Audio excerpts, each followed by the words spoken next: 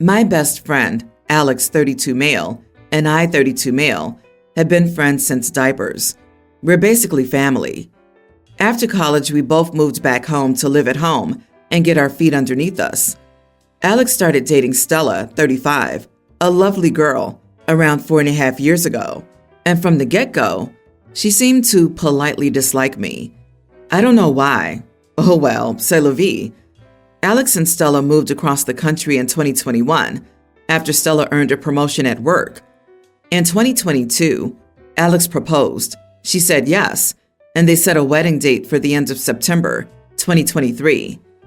I got a save the date card at the beginning of the year. Based on my conversations with Alex, I assumed I would be in the wedding party, either as a groomsman or the best man. Still, I never received any official confirmation from either of them. A couple months before the wedding, I saw that invitations had gone out on social media and figured mine was en route. It never came. I waited a couple of weeks and figured it might have gotten lost in the mail before I checked in with him. I called Alex and had a brief conversation with him where he was clearly agitated and said he was dealing with a lot, would be incommunicado for the near future to direct any wedding-related questions to Stella, and he'd call me when things cooled off. I called, texted, and emailed Stella several times over the course of a week, but she didn't respond to any of them. At this point, I decided I wouldn't be attending the wedding, and things were messed up between us. Yesterday, a little over 3 weeks after our last conversation, Alex DM'd me, asking if I was free to chat. I jumped at the opportunity to get some answers. After exchanging pleasantries, Alex jumped right into a spiel, saying that he knew I was super busy with work and dealing with a lot of personal stuff. Still, he'd love it if I could attend his wedding, even as just a guest, and he wanted to know if he could do anything to help make that happen. I just blurted out that I'd love to, but hadn't received an invitation. Alex stared blankly at me and said, "What?"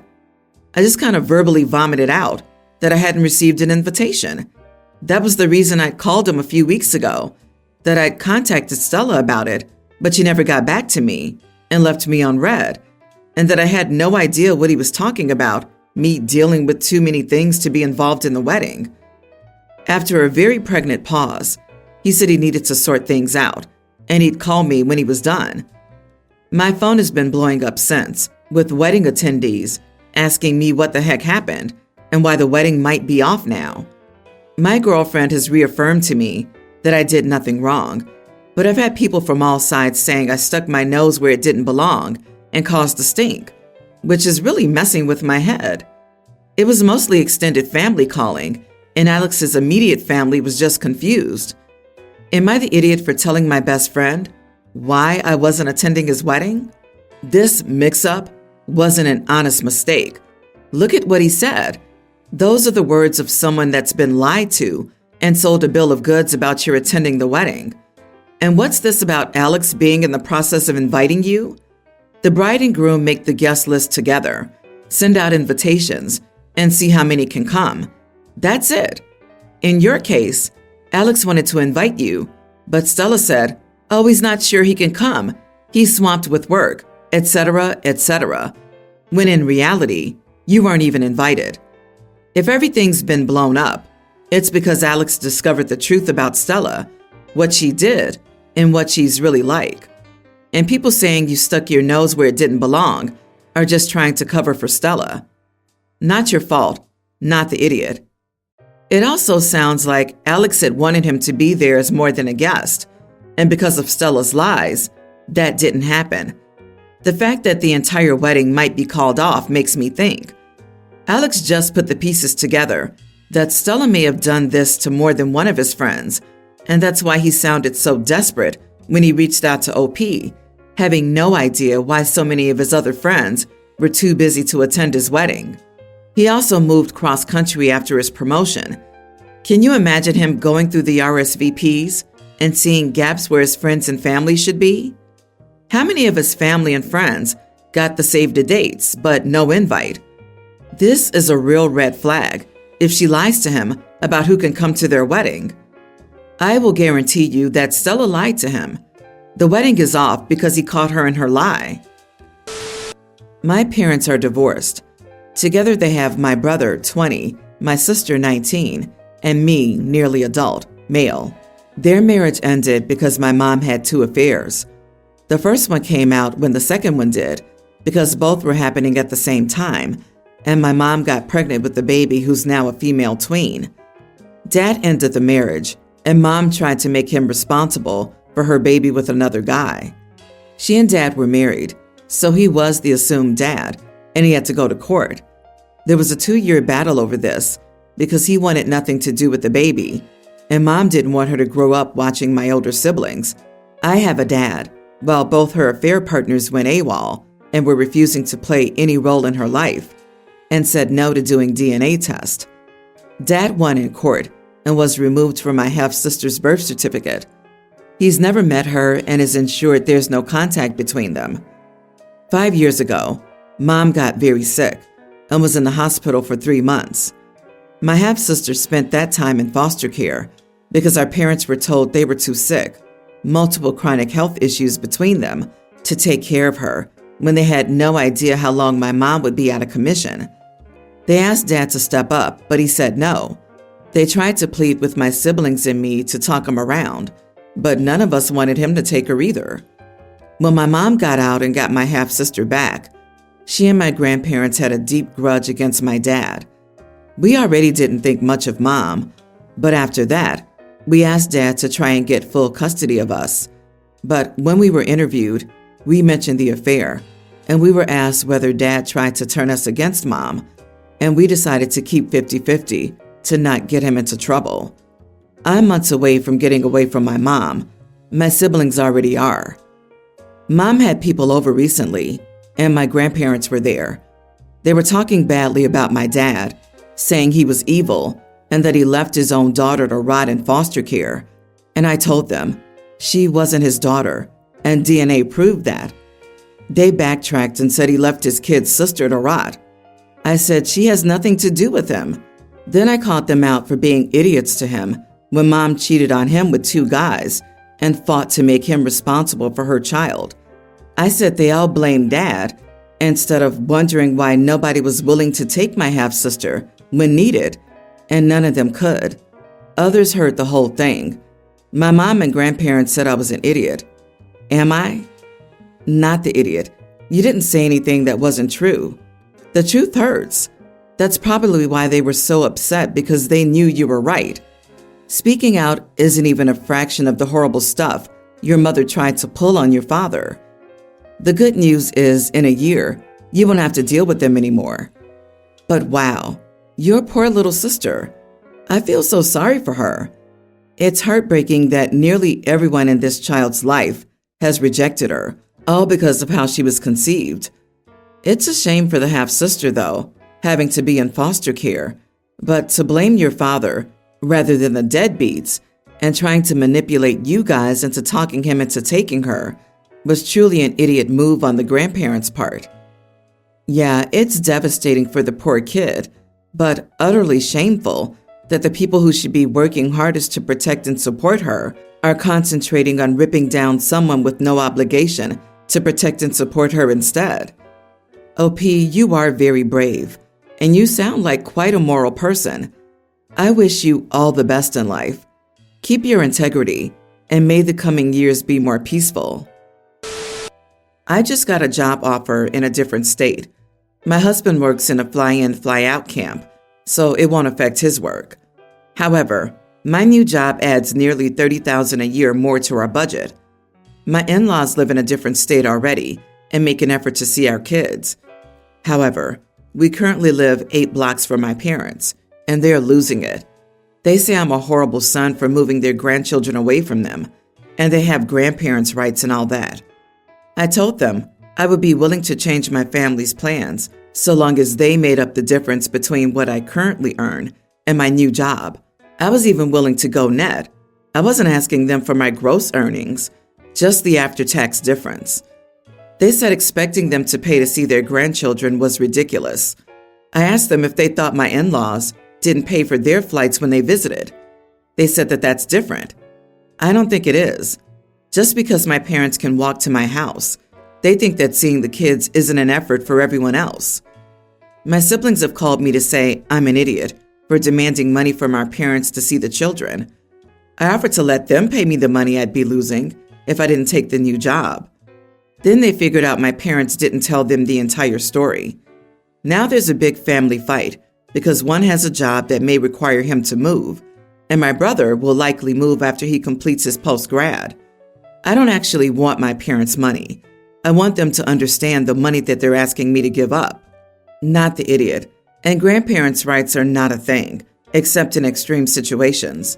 If a child is left orphaned and grandparents have a right to seek custody, they're free to come visit you whenever, I'm assuming. And if they care that much, why don't they move to your new town? I get that you're not actually asking them for the money, but making them realize you can't give up this job opportunity just so they can live close. Also, the fact that they threatened the grandparents' rights crap makes them huge idiots. If they're willing to threaten to take children away from their parents simply because they don't get their way, then they shouldn't have access to those kids. It's not the 1950s anymore, and we don't have grandparents and parents and kids living in the same household or town anymore. With the modern economy, the nuclear family is now the norm and not the exception. You have a fantastic opportunity for a new job with much better pay. The only people who can make the decision on whether or not to pursue that opportunity are you and your spouse. If they can't understand that, they're selfishly expecting you to tailor your lives around them instead of doing what's best for you and your children. My daughter, Ella, 26, is a doctor. She works very hard and is very talented. She spent most of her life with her mother, but took up a position at a hospital near me and so moved in with me. She doesn't own a car currently, but I've insured her to drive mine so she can use it to get to work. Ella worked many continuous 12-hour shifts and finally got a day off today.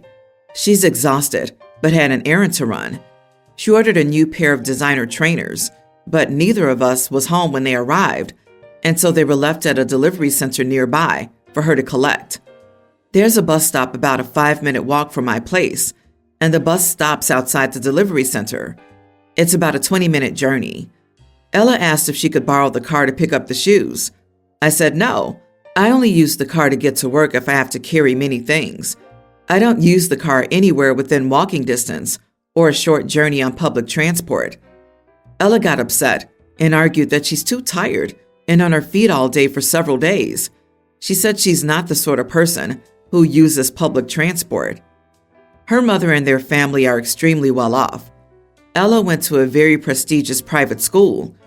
Unfortunately, they also have certain attitudes towards people not as fortunate, one of which is that public transport is used by unsuccessful people. When she talked about not being the sort of person who uses it, I said that she needs to get that snobby private school attitude out of her head if she wants to get anywhere in life. She swore at me and stormed off, but did go on the bus to get the shoes. While she was gone, Ella's mother called me shouting at me for making our daughter's life difficult and accusing me of trying to hold her back, etc. She said I should show that I care, that she's worked so hard at the hospital. I accept that I shouldn't have said that private school comment, but Ella isn't so tired she can't brave a 5-minute walk to the bus stop. I don't want her to be reliant on the car when there are other ways to get where she needs to go. Am I the idiot? She needs to get that snobby private school attitude out of her head if she wants to get anywhere in life. She's a doctor, you moron. She's already gotten somewhere in life. Her attitude towards people who take public transportation might suck, but she's an adult who can take responsibility for her own actions. If her attitude comes back to bite her later on, that's her problem, not yours. She asked for the car because, as an adult who makes adult decisions, she chose to drive to pick up her package after a long day at work. You're treating her like a spoiled teenager who needs to be put in her place. You are the idiot. She's a doctor who has a condescending attitude about other people. She's certainly gotten somewhere in life where that attitude can have terrible outcomes for people left in her care. And as an adult who makes adult decisions, She can get her own car if she wants to drive to get that package. Being an adult who makes adult decisions doesn't mean the car isn't OP's and he doesn't get to choose when it's used. Oh, and this lady called her mom because her dad wouldn't let her use the car. She's not a doctor. She's a child. OP's not the idiot. I disagree. She called her mom because her mom knows what an idiot her dad is and is the right person to commiserate with. No matter how snobbish Ellie's comments sounded, a doctor who works multiple 12-hour shifts, helping people, deserves some comfort on her rare day off. Public transport is uncomfortable. It takes time to walk there, to wait for it, depending on the timetable, and then do it again on the way back. Strangers on the bus can be loud, rude, smelly, make inappropriate comments, or try to touch you. Nothing would have happened to your precious car should you allow your daughter, a hardworking medical professional, to take a short ride on her day off. I'm a surgical fellow, kind of like a resident, and I work 7 a.m. to whenever, sometimes earlier, like 4 p.m., sometimes later, like 7 p.m., but usually home between 5 and 7 p.m. She isn't working right now, and she's just studying for her exam. I personally think to an excessive amount. She's a type A, and I'm worried she'll fail when she's never failed an exam in her life. Our young toddler daughter attends daycare from 9 a.m. to 5 p.m. We have an au pair to help out. Hours are set at my wife's discretion because I'm not the one responsible for the kid right now. So since she's not working, she's been doing all the chores. When I get home, I just want to rest, and I figured she had all day with plenty of time off and hired help. She could help manage the household chores. She can't work for a few more weeks or months, unknown exactly when, due to licensing issues.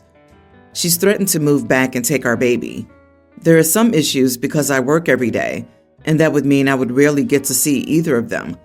And I signed a lease for 3 adults in 3 bedrooms, which is more than my salary. Am I the idiot for making my unemployed wife do the chores and childcare? Edit. We're both residents.